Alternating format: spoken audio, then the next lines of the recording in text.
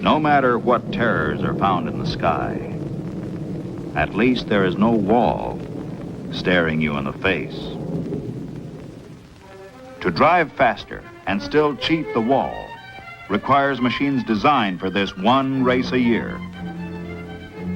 This was an experiment in new engineering when it was built 3 years ago. It has won both 500s it entered. This was the first car with an engine laid on its side, designed by its mechanic, George Sally. It won with Sam Hanks, then Jimmy Bryan at the wheel. They proved this missile could handle better in 1,000 miles of competition.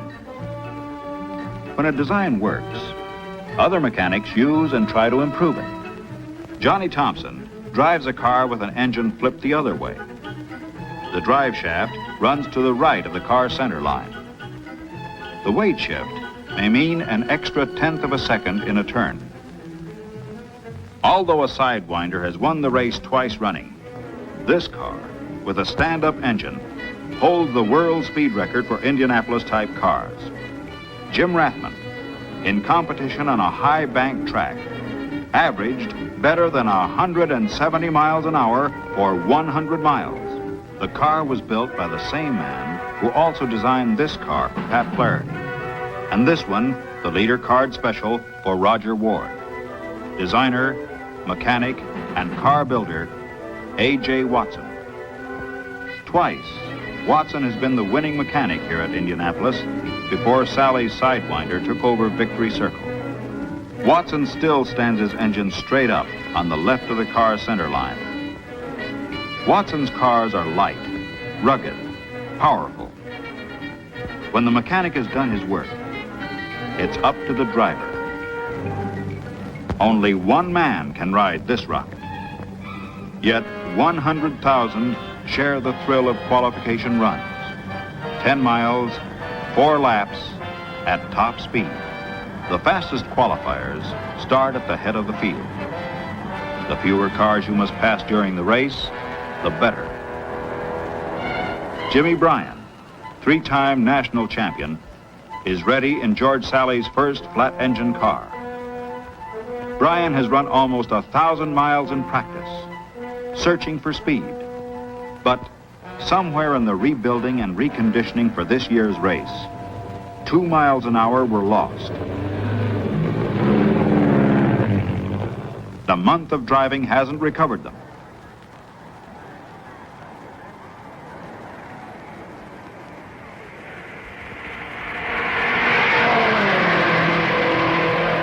After 2 attempts to qualify, Bryan's average speed is 141 miles an hour, almost 2 miles an hour slower than last year.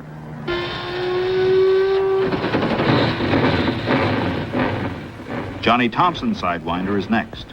Unofficially, Thompson has run better than 146 miles an hour in practice. He roars through the turns on rails.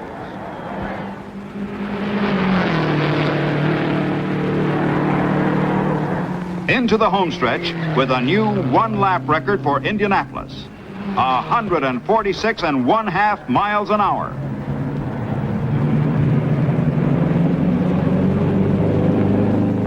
Jim Rathman gets away from the pits to take a warm-up lap. He's on his run.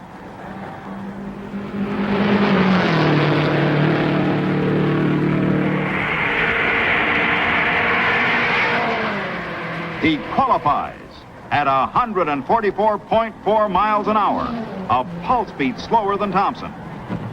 The tension increases. Roger Ward, ready to go in the car that Watson built and services as mechanic, smooth and fast.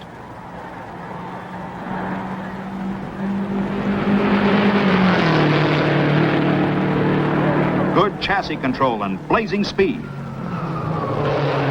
Ward qualifies at 144 miles an hour, only 3/4 of a second slower per mile than Thompson. Qualifications drew 100,000 fans. The race, 200,000. 433 acres of people to watch men and machines race 500 miles. The sorting out is done. These are the fastest. Out of Gasoline Alley, out of the garages to the pits, evenly matched. No car slower than 141 miles an hour, none faster than 146. There's a threat of rain, but Roger Ward is ready. He told newsmen a moment ago, "I wouldn't take second place money now if they gave it to me." Tony Bettenhausen, 42-year-old national champion, has won more races in big cars than any of the others, but not at Indianapolis. This is his 14th try at the 500. Jim Rathman, 20 seconds from victory 2 years ago. This year, he wants to win. Brother Dick Rathman, fast, powerful. Johnny Boyd, finished third last year. Jimmy Bryan, last year's winner. His car was all over the garage floor just a few hours ago. The cars are ready. 11 rows, 3 cars to a row. Then Tony Hulman, Speedway president, calls, "Gentlemen, start your engines."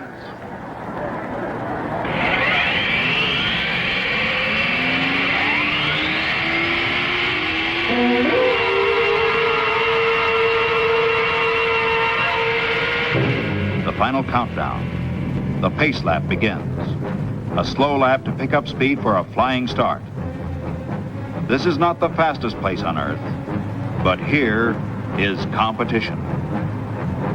Automobiles have gone twice as fast on the Utah Salt Flats, but here is the thrill of top speed in traffic.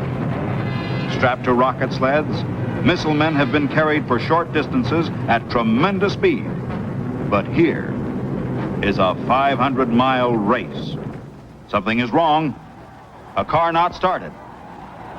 It's Jimmy Bryan in number 6, the former winner.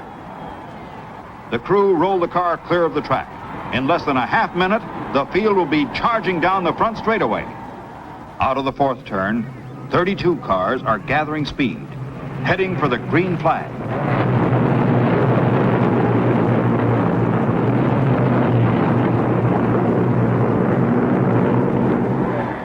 The pace car pulls into the pit area, and the race is on. Thompson, inside front row, jumps to the lead. A living tornado tears into the first turn.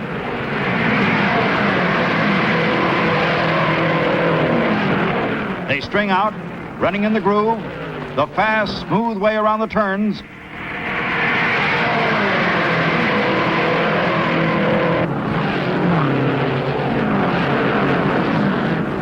Thompson leads down the backstretch, kicking his machine ahead at 170 miles an hour. Jimmy Bryan isn't going anywhere. Clutch trouble and a broken cam housing stud cripples George Sally's car. The heartbreaks of racing. Thompson running in front, Dick Rathman second. Roger Ward third, Jim Rathman fourth.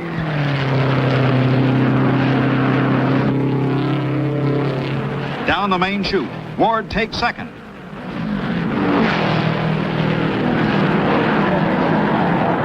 Bryan just can't watch. This must seem like a nightmare to Jimmy. The worst day of the year to walk.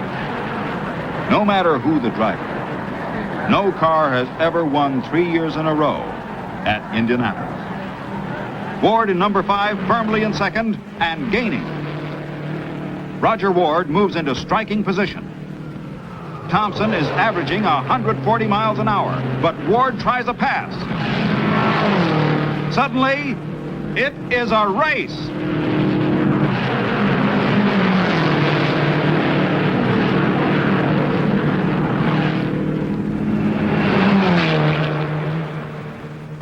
Roger Ward in Watson's car takes the lead.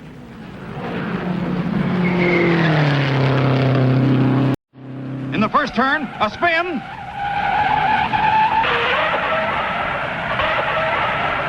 Eddie Sachs in number 44 slides 1,000 feet, barely missing Tony Bettenhausen.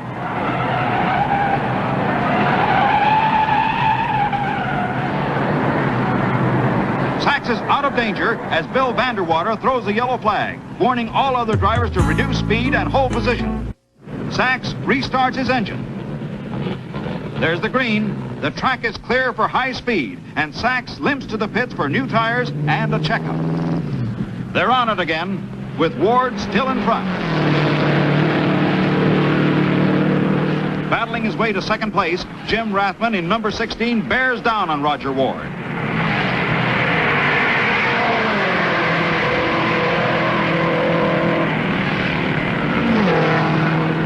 Jim Rathman gets by. He's in first place. Pat Flaherty, winner in 1956, charges from 18th position to third. Len Sutton slams the wall on the first turn, yards from Eddie Sachs' spin. But Sutton's machine won't race again. Number 8 is the second car out of the running, but Sutton is all right.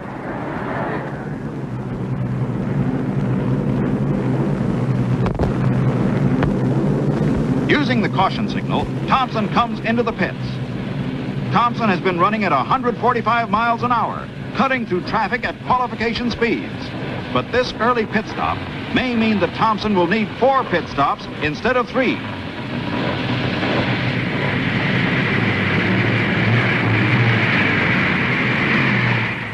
"30 seconds. He's away with fresh tires and a load of fuel. Wreckage from number 8 is cleared, and they're running wide open again. Flaherty in number 64 challenges Jim Rathman and passes.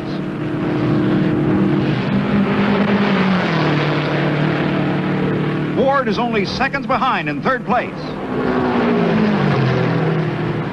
A.J. Watson checks the action from Ward's pit.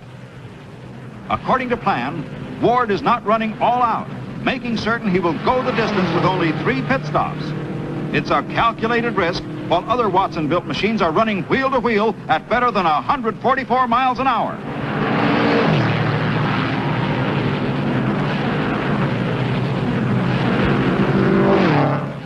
Jim Rathman and Pat Flaherty are in a furious fight for the lead. Trouble on the third turn. Look out!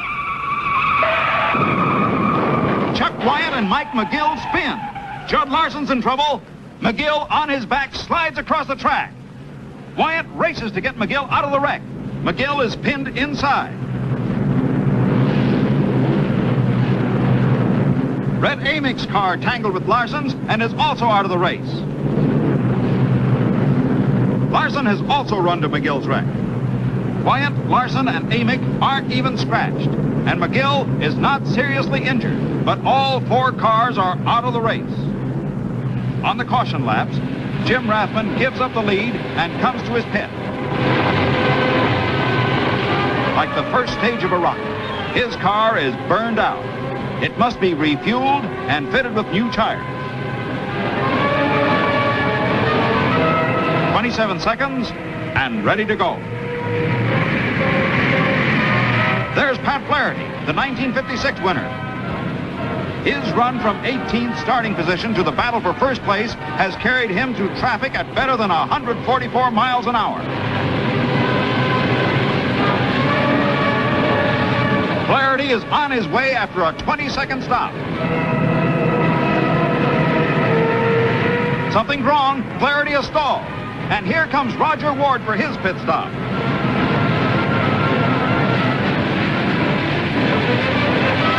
Watson and his super service station jump on the car. Specially designed pneumatic jacks are built into the car. 5 men and only 5 are allowed over the pit wall to change tires and refuel. This device frees the crew and saves a handful of seconds.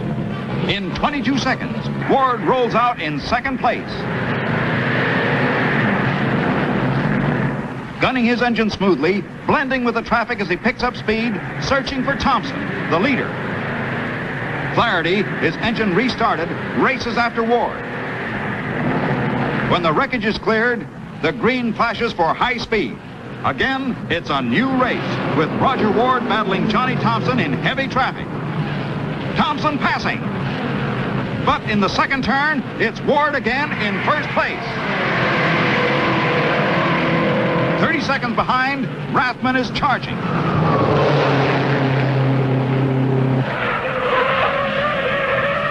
Ray Crawford into the wall. His fuel tank splits. For the fourth time in the afternoon, the caution signal slows traffic, while firefighters douse the flame, and Crawford, not seriously injured, is helped from the cockpit. Johnny Thompson in the pits, and this may cost him the race. One extra pit stop gives Roger Ward his big chance. Ward in number 5 now has a tight grip on first place. Thompson out of the pits in 20 seconds, but a damaged torsion bar makes his car difficult to handle. Ward in the lead. But Jim Rathman makes his bid. He's only 6 seconds behind Ward. The mechanics know that this is the showdown. A.J. Watson and Jack Beckley, Rathman's mechanic, wait out the last 40 laps. Jim Rathman's brother Dick races into the pits for fuel and new tires. Pit action has been amazing this afternoon. One car after another taking on 60 gallons of fuel in less than half a minute. Something's wrong. Dick Rathman is on fire. Spilled fuel coming in contact with hot metal ignites, but Rathman stays with that car. He wants to race.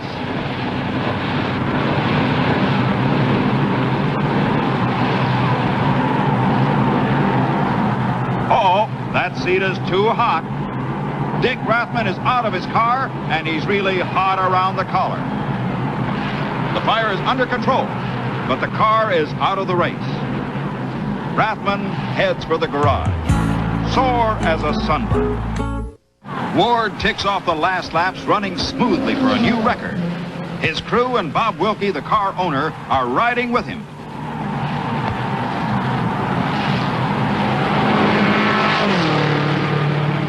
Jim Rathman passes everybody in sight, but Ward won't be caught. Pressed by Rathman, Ward is running 140 miles per hour. Thompson, handling the car beautifully despite a shift in the chassis balance, is running hard in third place. Ward comes down the main straightaway to take the white flag. He's on his last lap. Watson can only wait for his driver to come around for the last time. And there he is, out of the fourth turn and roaring for the checkered flag. Roger Ward wins the 43rd Indianapolis 500. The checkered flag waits for Jim Rathman in second place, 20 seconds too late. This has been a tremendous personal victory for A.J. Watson, the man who built the cars that finished 1-2 and is mechanic for the winner. Johnny Thompson takes third. His flat engine car now holds the fastest lap time ever clocked in a 500, 145.4 miles an hour. Mechanics will remember this when they build for next year. Here comes Roger Ward rolling to the winner's circle in his 9th try at the Indianapolis Motor Speedway. He rolls down the path to gold and glory. Ward's share of the Speedway purse of $330,000 is more than $106,000. Both the purse and the winner's share of it are new records for auto racing. And the winner's reward, a kiss from film star Aaron O'Brien. Hot, grimy, deafened by the roar of his engine, and happy. The 38-year-old former combat pilot shares his victory with his wife, Jo, and their mascot, Skippy. Ward saved his car until his first pit stop. Satisfied with tire wear and fuel consumption, Watson then signaled him to run for broke. Past pit work, smooth, steady driving, and a perfect machine combined to send Ward where no man has ever been. 500 miles at record speed for the Indianapolis track. 138.8 miles an hour.